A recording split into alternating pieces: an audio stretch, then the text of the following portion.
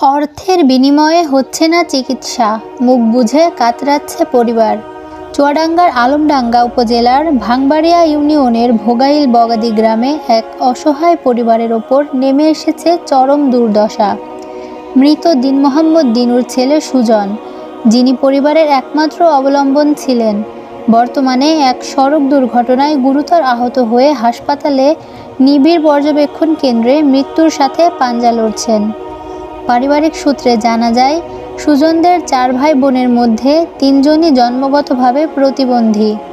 পরিবারের একমাত্র সুস্থ ও উপার্জনক্ষম ব্যক্তি হিসেবে সুজনই ছিল পুরো পরিবারের আশার প্রদীপ। কিন্তু মর্মান্তিক এক সড়ক দুর্ঘটনায় তার গুরুতর আহত হওয়ার সংবাদে পুরো পরিবারটি এখন দিশেহারা। সুজনের চিকিৎসার জন্য বর্তমানে বিপুল অঙ্কের অর্থের প্রয়োজন।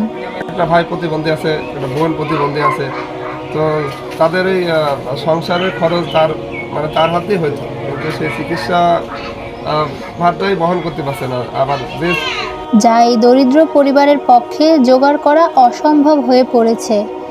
অসহায় মা ও তার 3 প্রতিবন্ধী সন্তানের ভবিষ্যৎ এখন সুজনের বেঁচে থাকার উপর নির্ভরশীল।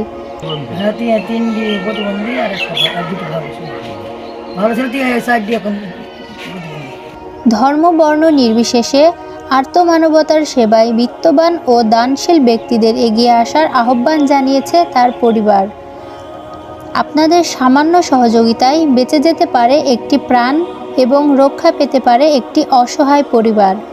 সহযোগিতার জন্য 019085227661 নম্বরে যোগাযোগ করতে অনুরোধ জানিয়েছে পরিবার।